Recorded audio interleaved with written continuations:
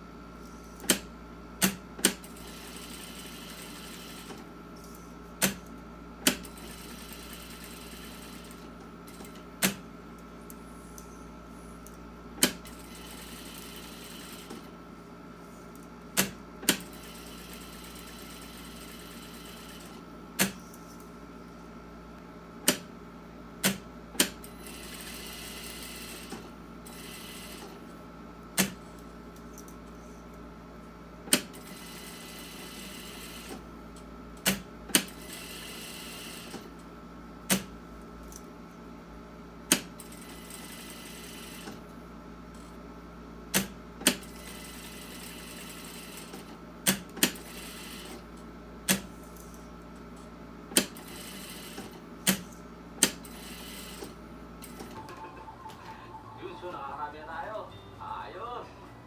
Ito.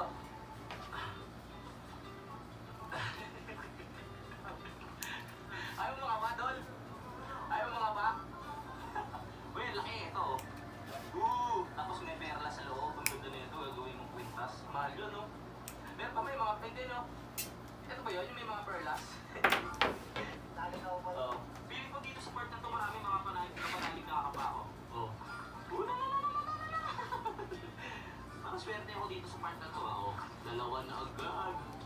Ay, sasabi ko swerte, mga panali. Alright. Parang dami dito sa part na to. Oh, ano to? Patok.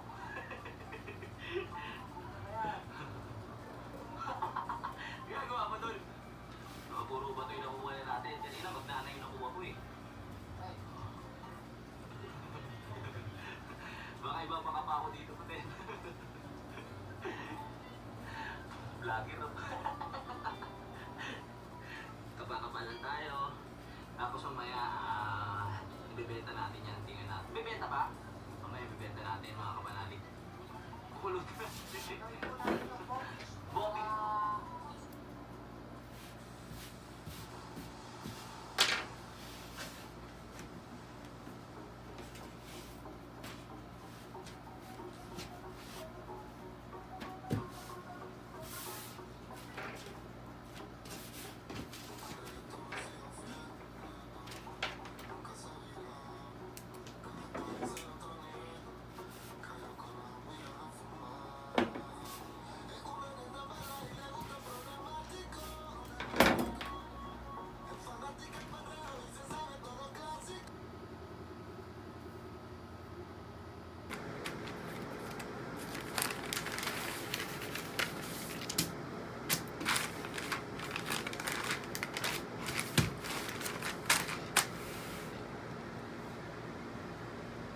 Okay guys, thank you. And now I am finish cutting the top of the dress that I'm making. Okay guys, I am now preparing the sleeve to cut. Here we go. As you can see, I lined it with the mesh because I like to see the beauty of the pattern. As you can see, it looks beautiful. So let us put it together. So, like this. So hopefully you can catch what I'm doing.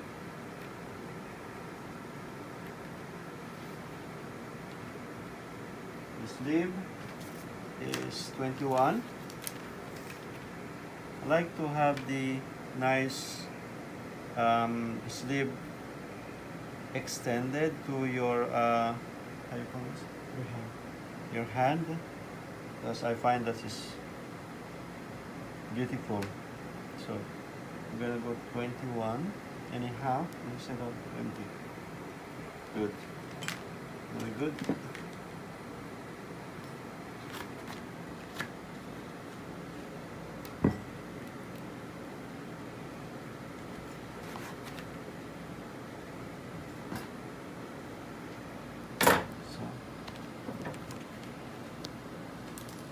Good luck for me, as I always make it extra, because when the customer try too long, it's easy to cut and we cannot add when you cut the fabric, right? So I always double check. I need 21 inches the length of the sleeve and dropping to your arm a little bit. So I think it's good. So now I'm cutting it. God bless me. Good luck for me.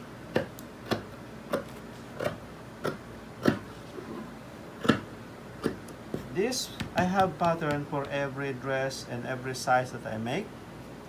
My sleeve pattern is always ready. It's because I'm doing this every time. So kind of memorize what I need to add, what I need to reduce. So if you need to ask me something about this, you are free to ask so.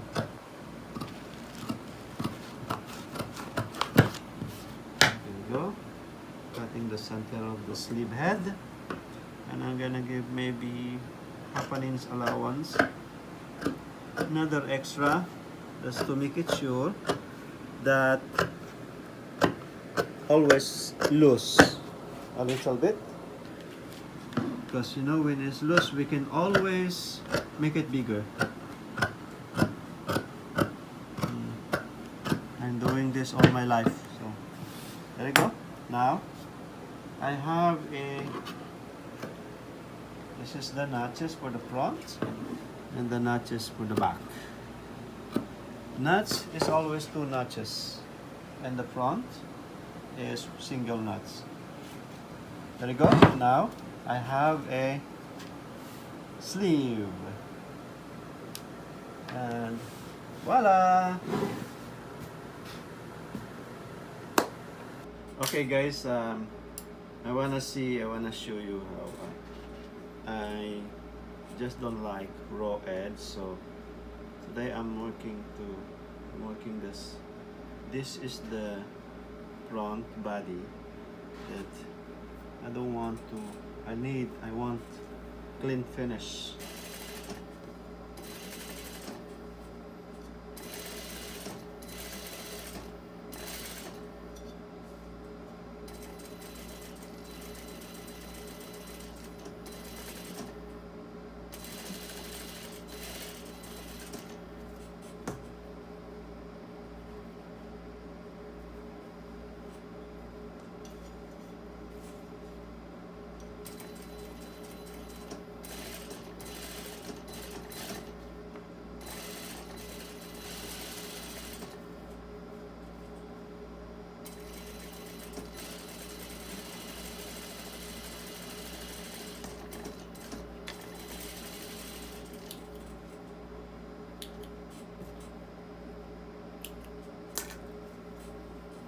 Okay,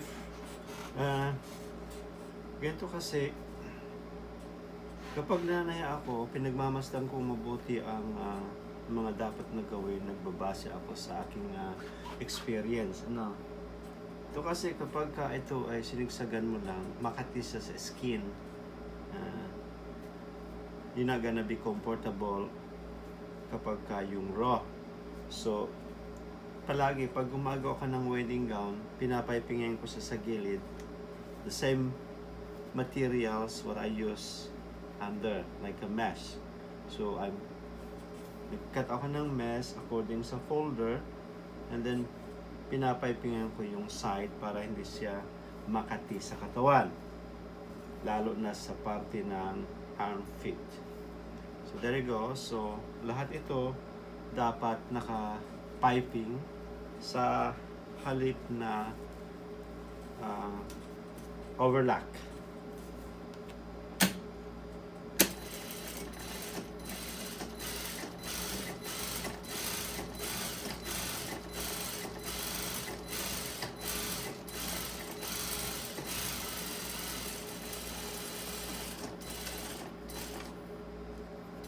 So you see, as you can see, nice, clean, no messing around. Hindi siya raw at hindi siya makati sa katawan. And also, by doing that, maganda yung quality ng gawa mo. Lalo na dito sa mga customer ko.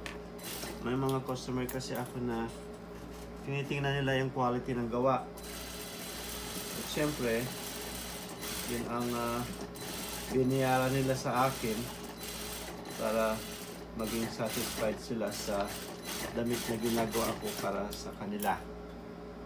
So, ganyan.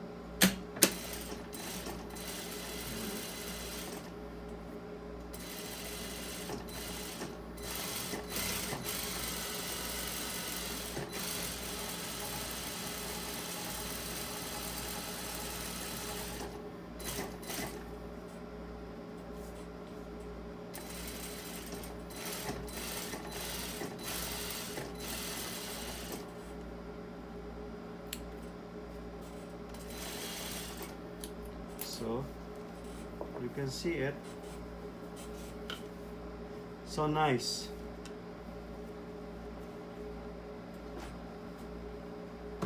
Now I think I'm done with the piping. So now I can close all the parts, connecting all the parts. And there you go.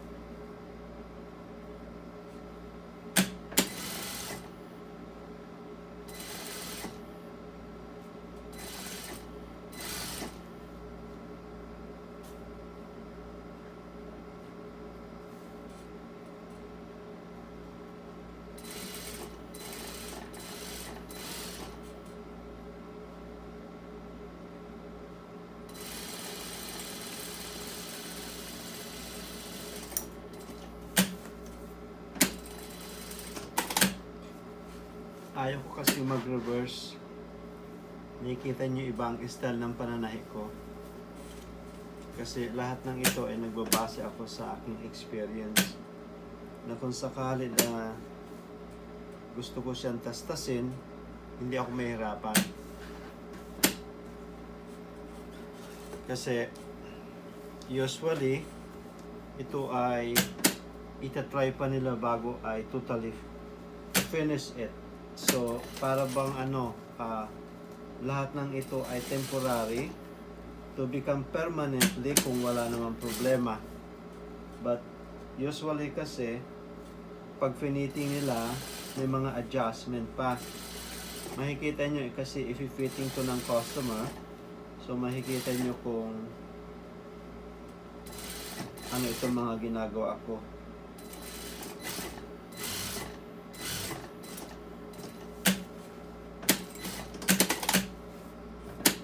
Okay, so now nabuo ko na yung body. Everything is good. So now ikakabit ko ngayon ang sleeve.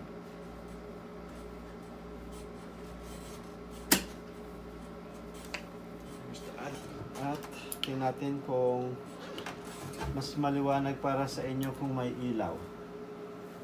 Kasi sa tagal na ng pananahe ko, parang lumalabo na rin yung aking paningin. So, okay. So now I think you can see nasaan yung notches ko sa sleeve head. So, ayun. Dapat yan nandi dyan. So, yung sleeve head ko ay palagi ko itama.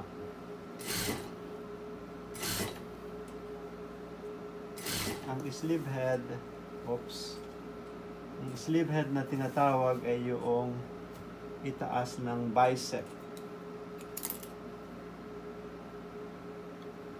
Or nasa malapit sa balikat.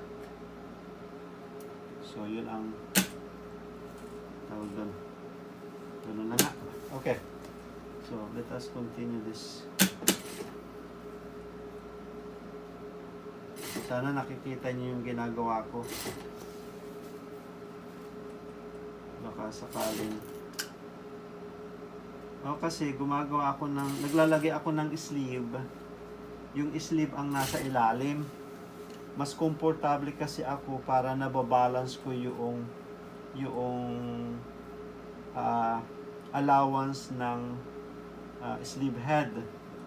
Kasi ang armhole, ang katawan ng ang armhole body is much smaller and compare sa circumference ng sleeve head circumference. Hindi kasi magkapareho yun. Kailangan laging mas malaki ang sleeve head kaysa sa armhole ng body. Papaliwanag ko sa iyo yan mamaya kung sino man ang nanonood nito. So, tapos na ako sa sleeve. As you can see, hindi ako nag-reverse. Ayaw ko mag-reverse. Pinapalampasan ko lang yung tahi para mag-lock siya. So ngayon, ang kulang na lang dito ay zipper. Okay, zipper. At ang zipper nito ay nasa likod. Meron kasing mga zipper na kung saan nandoon. Ito ang zipper nito ay nasa center back. Okay, there we go. So I'm gonna close it. Like siguro kung nasaan yung dulo ng dart. Kasi ito ang pinakamalaking parte. Malapit sa almost they call on the first hip. At ito ay temporary lang na zipper kasi ang gusto niya dito sa zipper nito para daw sa jacket. Yung nag-i-split para madaling hubarin. I don't know why, pero yun ang gusto nila. Siyempre, sila ang masusunod doon. Okay, ayoko yung tahing ganun. And there we go. 1 inch. May guide kasi ito, mga friend. May guide kasi itong aking plate. Ano? So, dito ko binabase kung ano yung gusto ko na allowance. Ang allowance sa likod, ang binigay ko niya is 1 inch. So, dito siya matatapos. Lagay ko dyan sa 1 inch.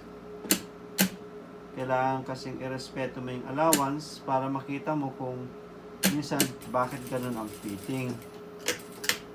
Okay, tama naman yung gawa ko.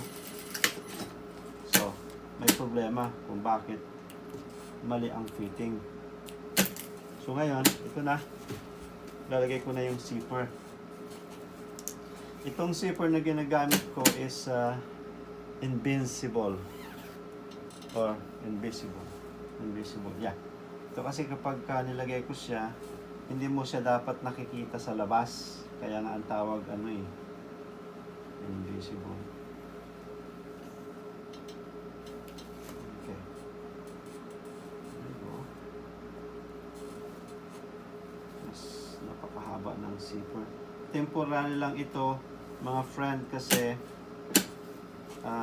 yung customer kasi siya daw magdadala ng zipper. Kaso wala pa. Kailangan mag-fitting na. So, papalitan ko ng foot. Ang pressure foot kasi meron iba kasi yung foot ng pang zipper. Ito yung para sa invisible zipper. Nagkakamali ako doon lagi. Okay? Ito yun. So, invisible to invincible. Invisible.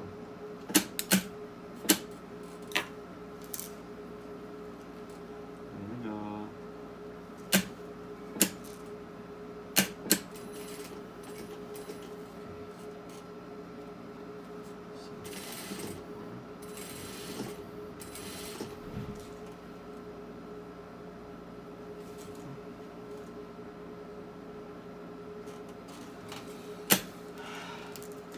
Ikakat ko muna.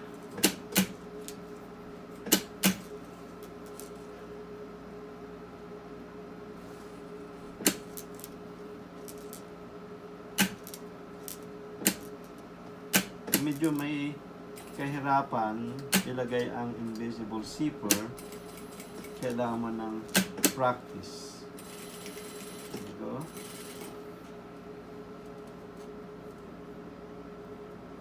Pwede kang mag-practice nito sa mga retaso para maging accurate yung paglagay mo ng zipper. At kailangan mo ng invisible zipper foot. Hindi kasi pwede yung regular na ganito. Hindi siya po pwede. Okay.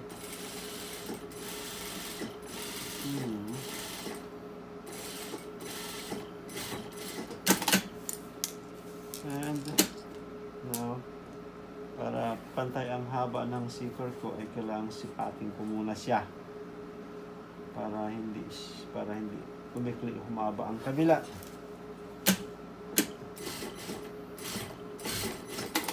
Dito sa sinasabi ko yung sa puno ng zipper, yan, kailangan perfect yan dyan. Kasi itong problema ng mga naglalagay ng zipper, minsan may dyan, may pag humaba ang kabila, ang pangit tingnan. Mas maselan pa nga kasi ako kaysa sa mga customer. So, sinisigurado ko na walang sasabihin ang customer na bakit ganito, bakit ganyan. Sa totoo lang, mas maselan ako kaysa sa mga customer ko. So, that's why most of the time, or karamihan or madalas or palagi na ang trabaho ko ay say perfect kasi ako mismo kinokorek ko yung aking mga maling trabaho. So, pag sinukat ng customer, masaya sila. pabalik-balik. May customer nga ako na teenager pa lang siya. Nung maging customer ko, ngayon may asawa na at magiging lolo. Video that there is a dart on the body, so I will show you how I make. I'm using this pen. This pen is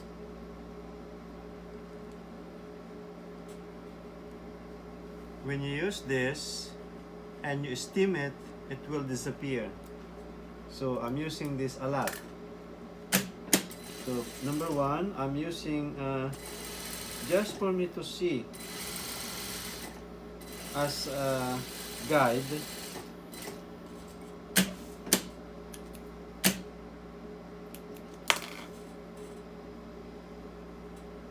So then I can see where I start and where I end of my dart stitching.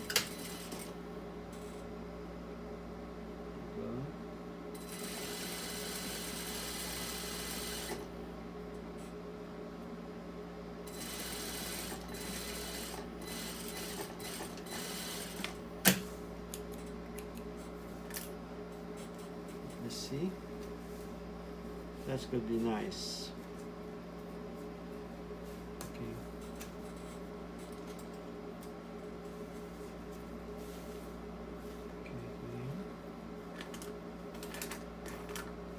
But most of the time, I use different thread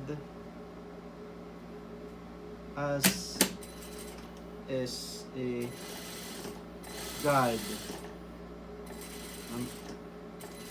Always do this so to avoid any kind of mark or using the chalk that it create a damaged color. Yeah, you can call that damaged color.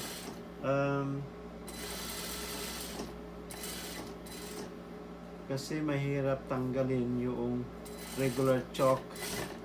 Mahirap siyang matanggal. Kahit labhan mo, andun pa rin yung kanyang marka. So, I'm using many different kind of technique. Just to make it better.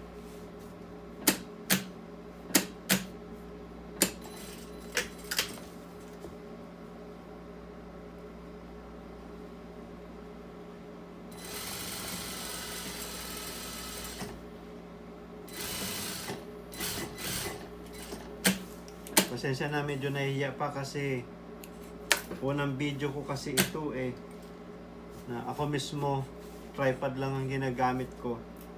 So sa kagustuhan ko lang na ipakita sa inyo na hindi pala ganun kahirap ang gumawa ng wedding gown. So now I did finish all the dart. So for the to have a body shape or yeah, something like that. So now I'm ready to put the sleeve. Good. Where's the sleeve? Okay, here's the sleeve. I need to see where's the front and the back of my sleeve. Meron kasing front and back ng sleeve. So, depende sa nagtatabas. So you see, there's 2 notches. That means that this is in the back parts, and single notches is on the front. So there you go. So this is the back, and this is the front. So what I'm gonna do is putting this back, 2 notches in the back and 1 single notches in the front. Now I have it. So stay with me until we finish the sleeve. not that difficult. Voila. You need to open this stitching to avoid bulky, very thick look, and sometimes is not so feel comfortable under your armhole, under the armhole. There you go. So every time na gumagawa ako ng damit, sinatansya ko kung ano yung komportable sa katawan ng bride. Kasi ang lace kasi maano siya, makati, and kapag hindi mo siya iningatan, yung bride kamot ng kamot habang nasa party.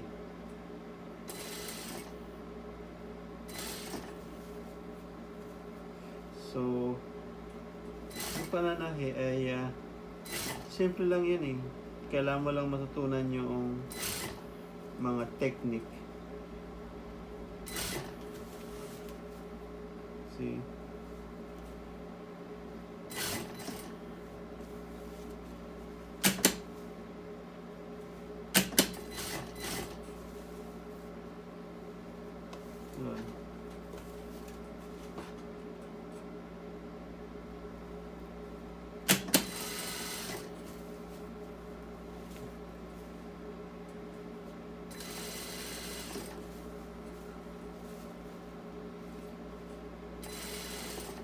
Okay. So, natapos na ako sa isang sleeve. And there you go. You see? Now, meron siyang sleeve. Nice. Now, the other sleeve. I don't need to look where is the notches because when I cut this, it has to be like a mirror. One sleeve on top of each other. So, kapag nagtabas ka, make sure na yung left and right or wrong side, right side ay salubong. So, hindi sila matatawag na one way. Has to be left and right. Lagi silang magkasaklob. Huwag kang magtatabas ng paisa-isa. So,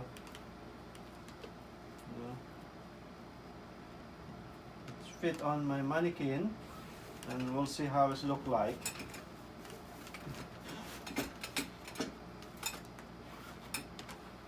Hindi siya mag-cut kasi may leg yung mannequin, so we need to open it. Look funny, but don't worry about it. Okay. So this is the top. As you can see, so how is it? It look nice or what? This is only for like for fitting, so it's not final, but basically it look pretty already. Okay, so thank you and see you for making the skirt for this. Okay, so she has a beautiful top, so let's make her a beautiful flare skirt.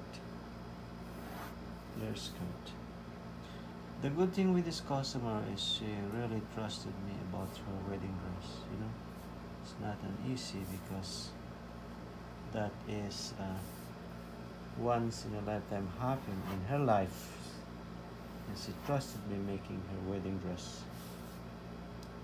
Actually, this is the third time I make her dress. I think it's the third time. So let's make it like 3 pleats. One in the center, like back split in the center, and 2 pleats on the princess seam, like one-way pleat. So there you go. So this is, she want a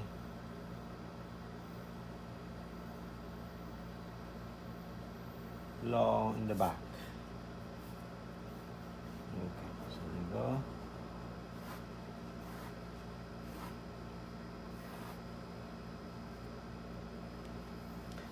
Okay, so waistband, wide waistband. So it's about 2 inches of the height, or depending on what you like when you try her dress. So basically this is her skirt. So we'll see. Let's cut the fabric and see what happens. So thank you. Okay, you have to do the pleats before we cut the fabric, and this is, it's supposed to be that you need to pleat the fabric before you even begin cutting. In that case, you will have the perfect pleat you're looking for. So you guys, if you want to learn something, this is the right way to do, based on my long experience of making gowns. Actually, this is not the first time I'm doing this. Maybe, to be honest, maybe 1,000 times, if not hundreds. So you have an idea how long I've been making wedding dress. So this is the good one. Okay, now we have to check the waist. I need 6 times 2. So 6.5 times 2. So it's 13. That's good. So it's a good measurement. Good. And I need 46.5 on the side. 46 is good. 46 is good.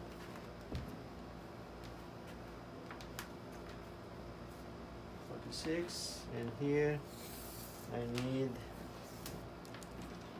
what's the waistband, what's the waist of the, it's a 26, 44. I need 45.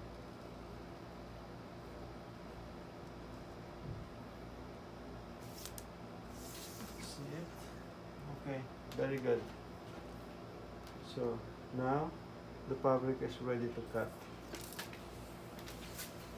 Check everything before you cut. You get sure that fabric is good in a good place before you even cutting.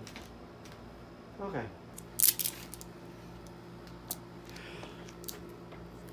I wanna put some tape. I don't wanna be so unraveled because this is silk. So I have, if you don't sew this before, you guys know how to sew the wedding gown? You never done this before? Well, I do this because I don't want this rubble. So, mas maganda kung lagyan mo ng tape, hindi siya sasabog o magkakalat. Then, it's ready to cut. I usually cut directly and I make it longer than the measurement, just to make it sure that my length has always been longer than my measurement. So, there you go. That. And keep going.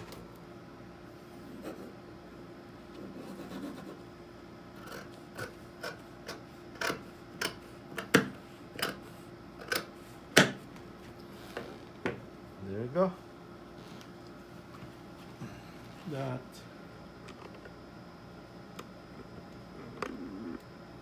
nice skirt.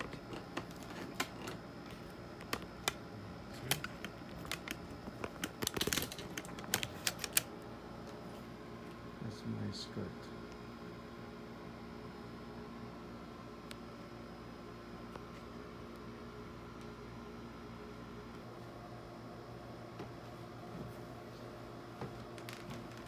So basically this is the skirt.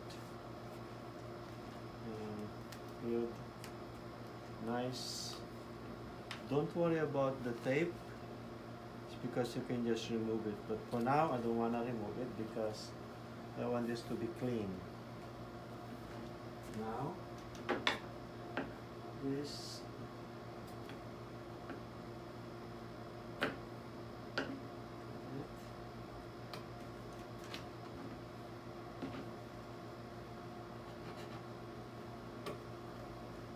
there you go. This is what happened.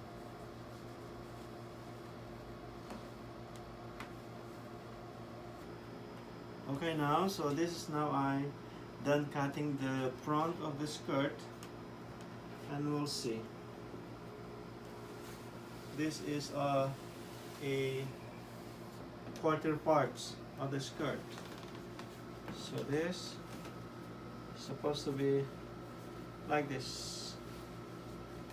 So quarter, another one, and then the back. So basically, the back parts of this skirt is cut the same way. So if I can do take a shot, I'm gonna do it, but basically the way I cut is the same way as in the back parts. Okay.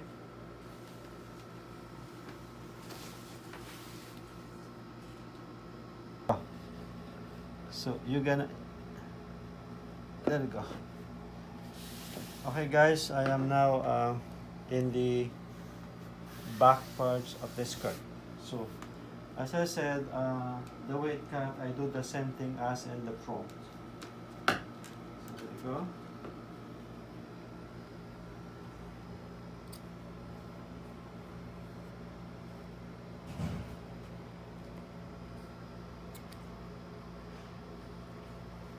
I have to put the notches because I wanted to know exactly where the split going to. There you go.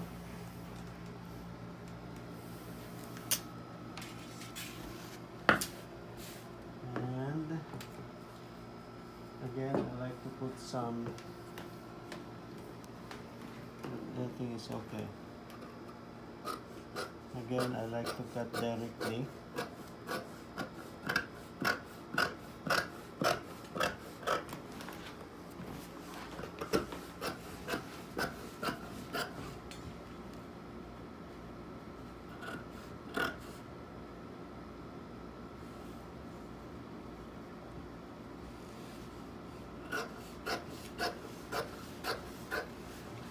Because front is different.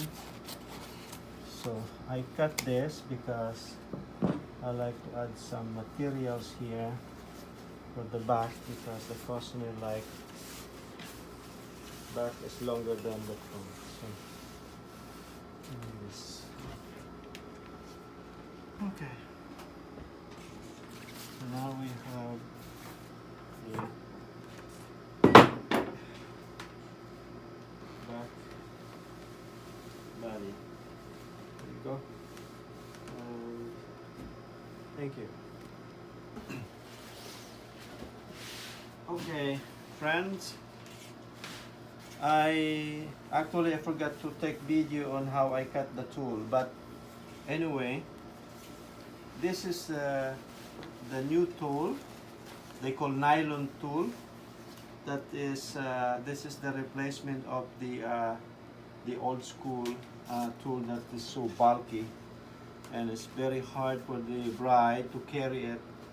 Wedding gown when you have too much things flare on the skirt. And then you see so that's why this nylon tool is make our life easy and it's come out the same thing, but much lighter than in compared to the old one. So this they call nylon tool. See this? It's not too heavy, it's light.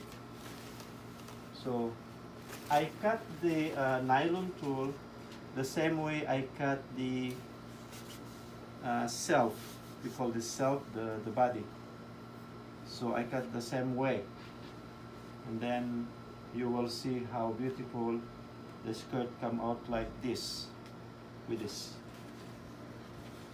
All right, so thank you.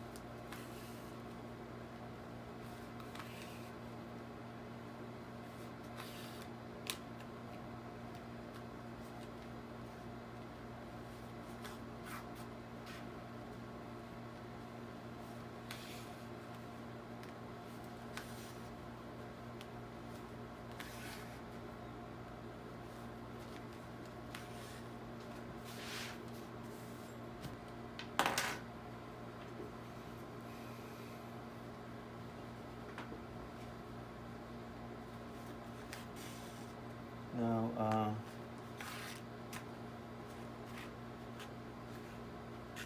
I prefer to besting this stitching by hand because I don't want to do this directly to the sewing machine. So most of the time, binibesting ko siya dahil mas maganda kasi kapag kayong besting before you sew the machine.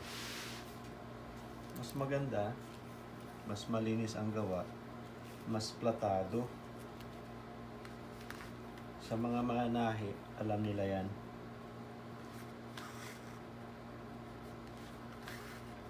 Kasi yung experience ko kasi dito sa Canada is dagdag na lang yun eh. Kasi kung saan bansa na ako nakarating para sa ganitong trabaho. So para bang dala-dala ko na yung quality before the quantity.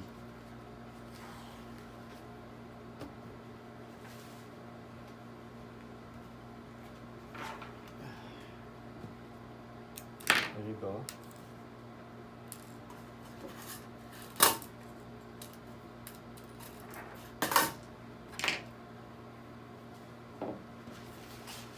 Ayan. Tapos sa ngayon i-pleat.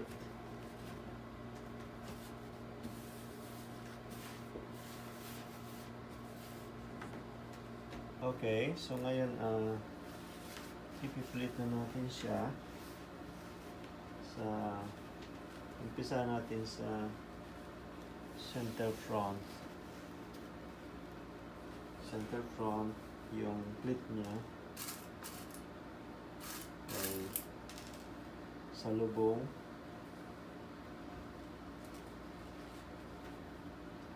And the other one on the princess pleat. Sakto kasi sa princess yun. It should be facing the other side. I need 7 inches.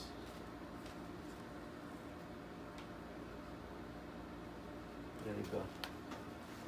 I need 7 inches para magtugma yung baywang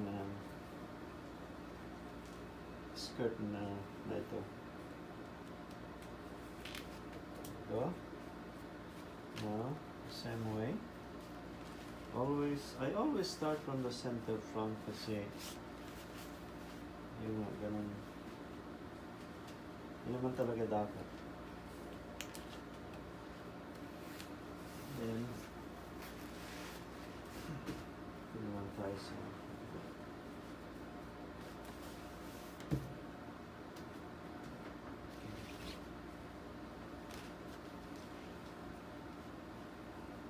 seven.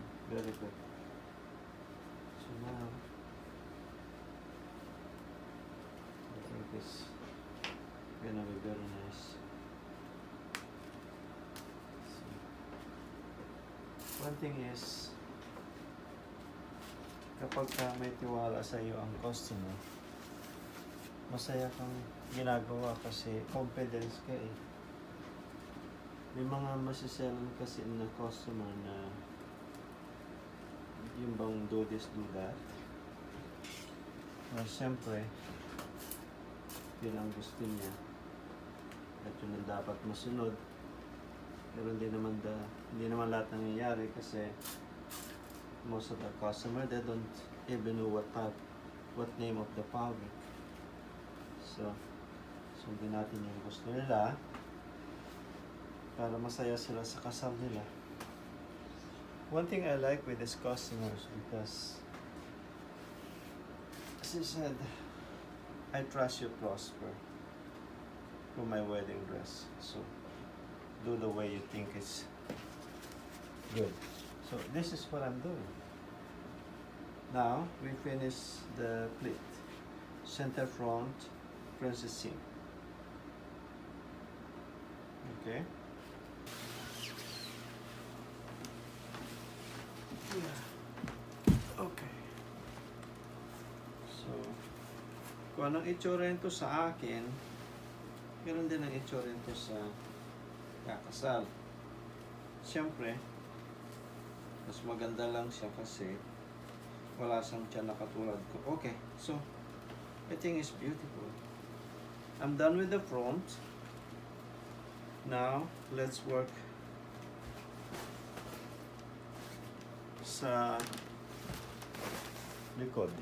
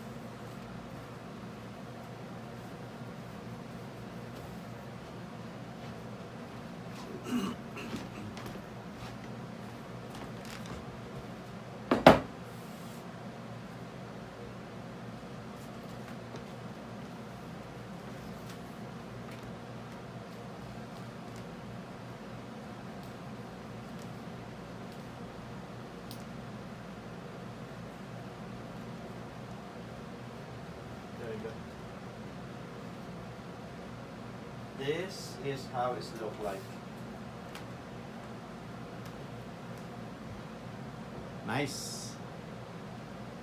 Very nice.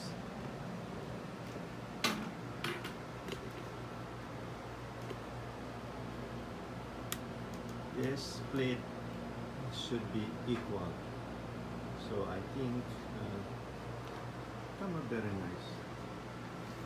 So this is the look of the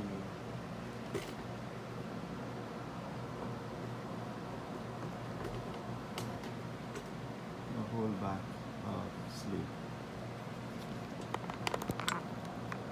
Okay, I'm gonna show you exactly how it looks. Sorry about my camera.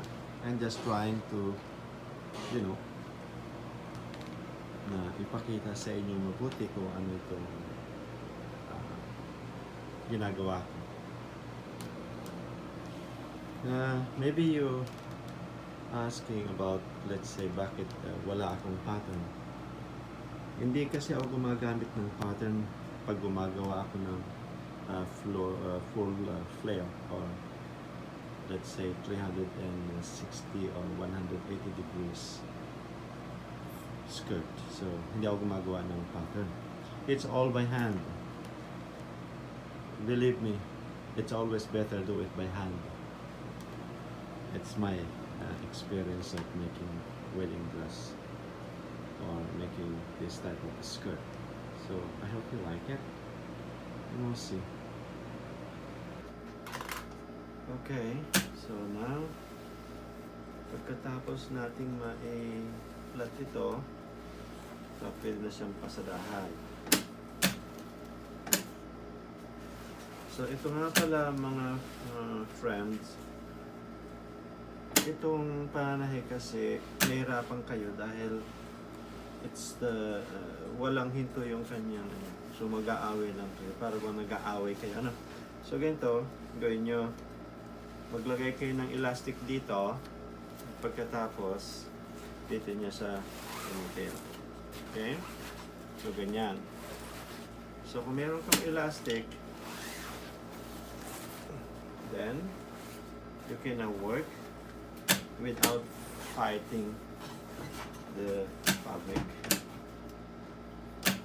Good? Okay.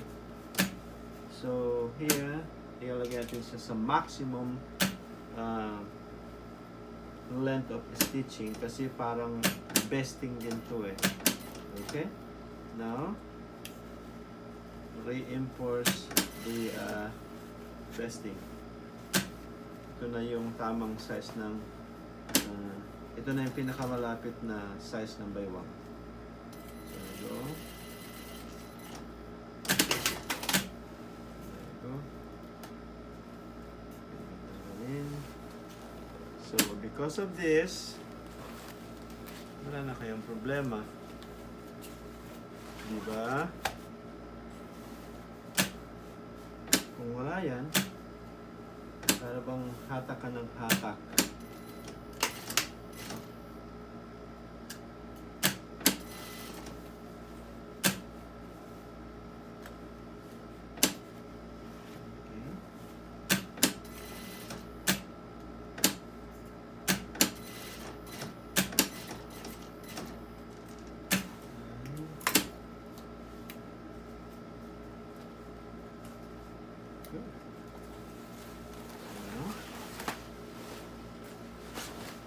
Now I have a secure pleat. Okay, good. So kung ano yung ginawa natin sa harap, ay siyempre, ganun din sa likod. Careful.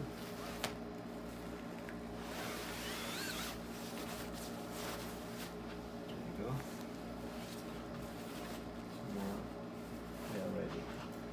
Okay.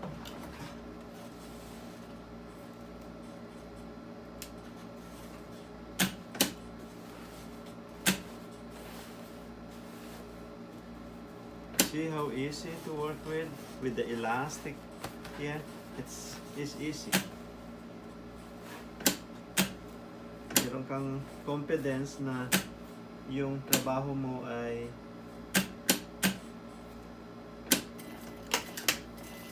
perfect.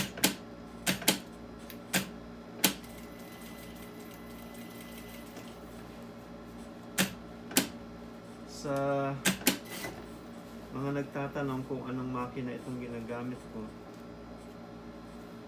ito ay Juki fully automatic, para mas komportable ako kaysa yung regular na Juki. Mas pabor ako dito kasi control ko yung stitching, tsaka yung movement ko ay medyo maluwag kaysa yung Juki na regular. Industrial regular, but this is also industrial but fully automatic. There you go. And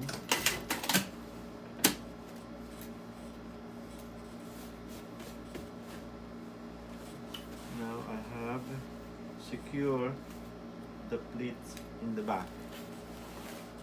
Let's pull this one out para hindi siya magusot. And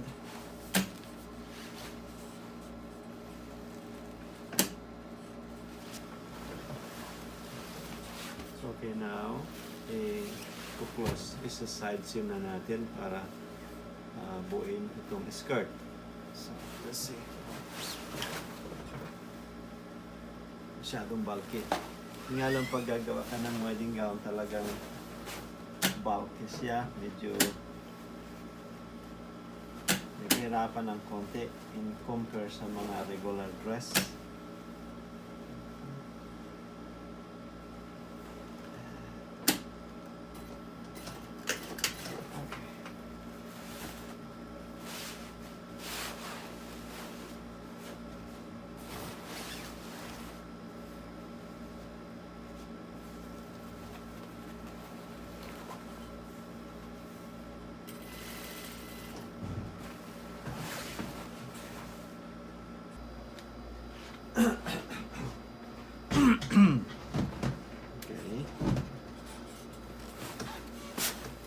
Okay.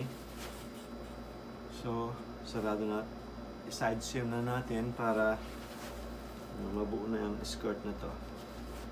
Ang pagbubuo ko ng side is, inuuna ko right side siya. Kasi, ang tawag doon sa side seam na to is Valenciana.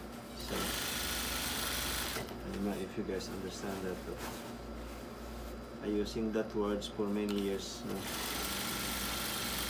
I just don't want to overlap the sides of the skirt. So this, I want a clean finish. So we'll see.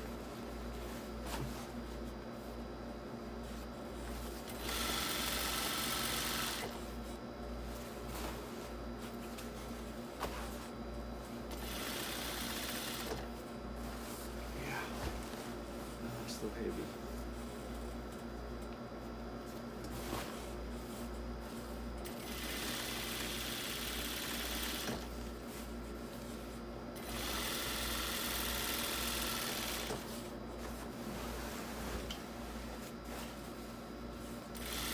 So remember we put the tape here, so now it's time to remove some parts of the tape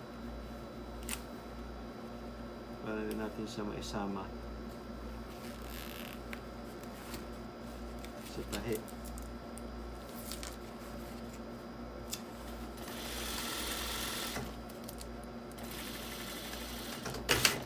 Okay. There we go. Tapos, ikakat mo siya. Magtitira ka ng maliit na maliit. Very like a half of the 1/8, so it's 1/16 yung ititira mo.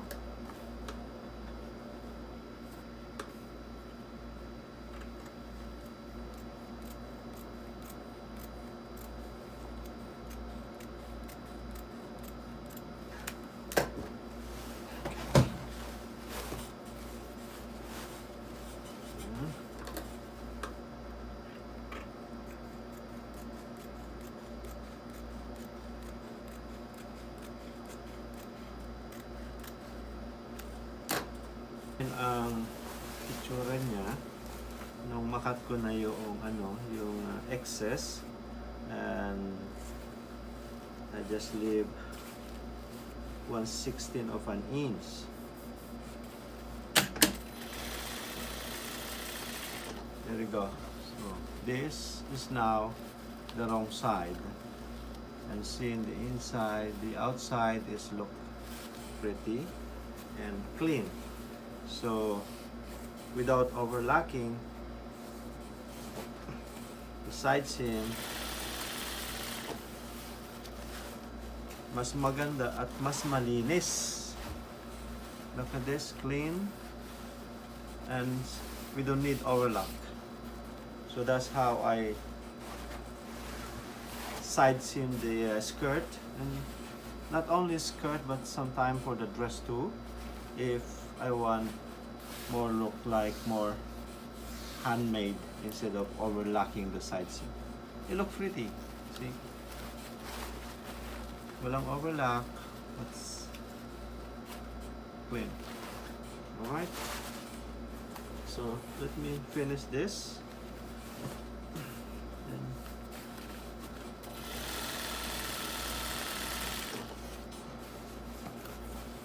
yun naman ay kung gusto nyo maging maganda ang trabaho nyo, matuwa yung customers sa quality ng gawa. So kasi pagka the more you have experience, and the more you work for the better. I think so. Maganda kasi. And then finish this. As you can see on the side. Pag nananahi ako, ugali kong hawakan sa likod. Ugali ko talaga yun kasi hindi ko siya hinahayaan kumulubot, hatakin ng sinulid. So every time I stitch anywhere, some part of the dress of what I'm doing, I hold the back of the fabric, so I know that there is no wrinkles coming. It's gonna be all flat and nice. Ugali ko kasi yung magandang trabaho. Nasa sa inyo yun. Kung gusto niyo nang huwag niyong hawakan, nasa sa inyo yun. Pero ako, ugali ko. Kasi, before I even begin, I usually think first, one step at a time. Kung ano yung mga step by step na gagawin ko. Look at the side seam. Look at this. Very clean. In the inside and in the outside. Itong step na to, mamaya yan, tatanggalin na yan. Yan lang kasi, guys, you know why I put the tape also on the edge of when I cut? Especially this fabric. This is Fudoswa en français. It's like in English, is silk satin. This type of materials is kapag wala kang experience at hindi mo alam kung anong mangyayari after you cut, this is what happened. And look at this. A never ending, like rolling it. See? And that's why I put the tape, and look what happened here. It's clean. And there is no effect on whatsoever on the fabric, because when I'm done, I'm just gonna remove the tape like this, slowly, so it will not damage the fabric, because sometimes silk is a very fine qualities of material. So that's why, do you see what happened here? Nag-roll siya at it never stop like this. So that's why if you have experience, then you know what to do. And for me, I put tape, so it stop folding it, stop rolling it. And not only that, is not gonna have the rubble, you know, like balbo na trabaho. So there you go. This is my side seam. I think it's I give you a nice tip, and we will continue doing this. And of course, kung ano yung ginawa natin sa self is the same thing on the nylon tools. Alright, so there you go. Also called Valenciana.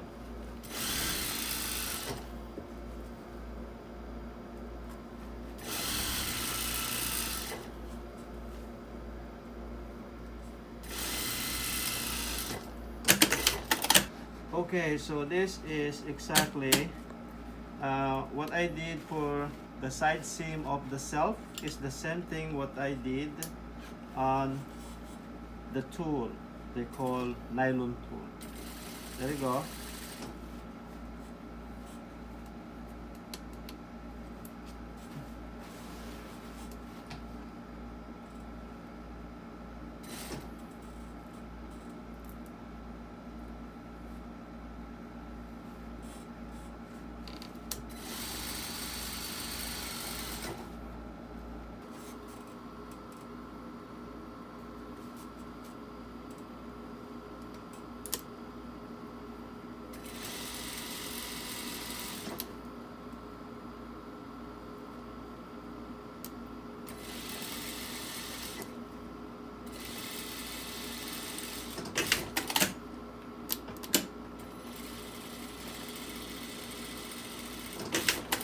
See, that's why I'm using the fully automatic machine because of that issue. You know, I try to make it like perfect stitching, and I double stitching it because I know that we're gonna cut this, and I don't want this to just come out after I make the adjustment or cut the length. So that's why I always cut stitch 2 times from somewhere here, from somewhere there, whatever. I just want this to be like to lock it. So when I cut it here, this one is not an easy to unravel. So that's it. Okay, this is my label that's I've been using for many years, and I still have one box, so I decided to put it and finish it.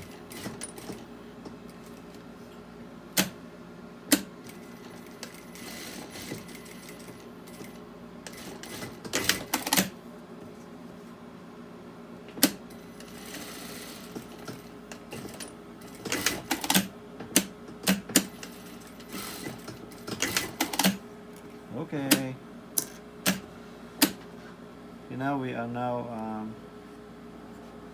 assembling the waistband.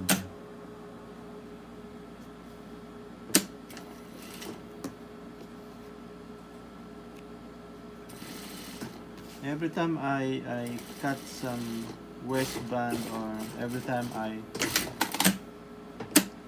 give allowance, I put 3/4 of an inch. So in that case, if the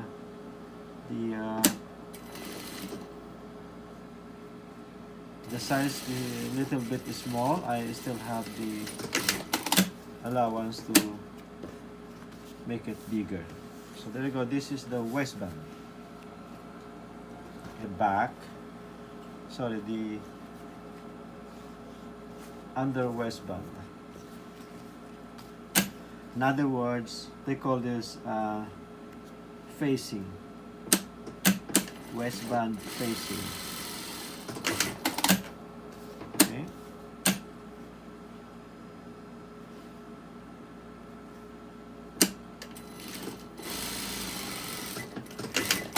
Okay, now this is the waistband facing. There you go.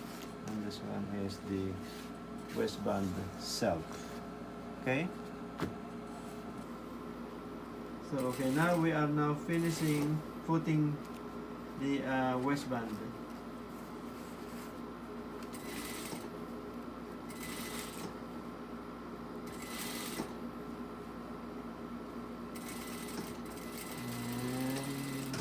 That's it.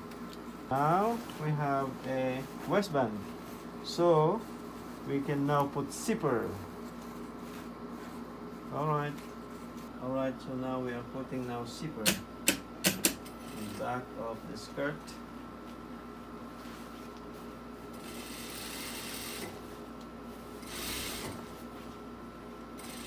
I'm using the invisible zipper. And now do this chain.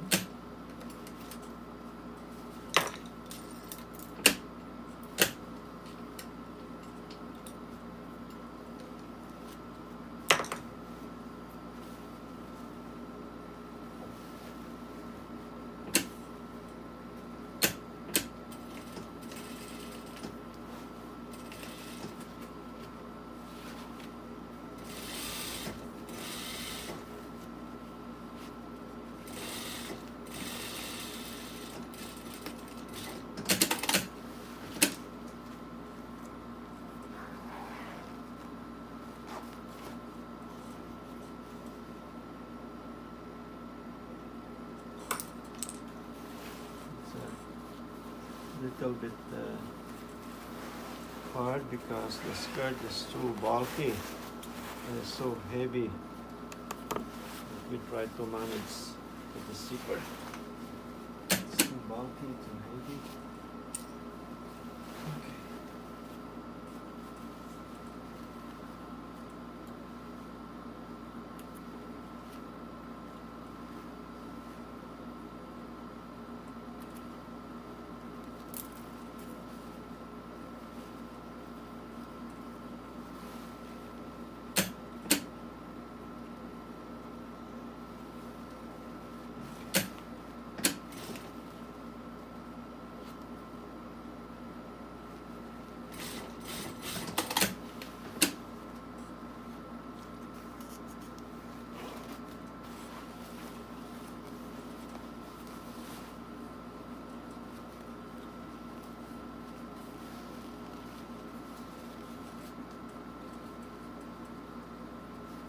So this is why a lot of dressmaker, they don't enjoy using invisible zipper because for them it's not easy to put the invisible zipper.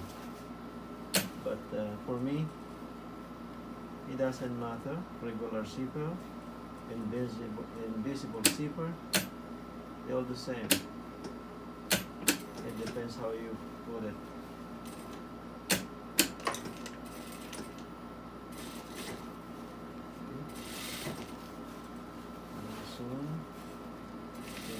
Soon.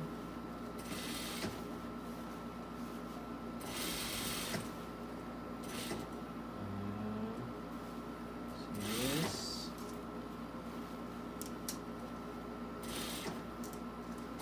And it's good. We're gonna clean all of this excess thread when we finish of fitting. Today customer is coming to try this skirt and hopefully we successful the zipper. But I think it's good. Perfect. Now our skirt have a waistband. Let me see. Good. Okay. Okay. Now this skirt has a waistband. Front and back of a waistband. Okay. Thank you.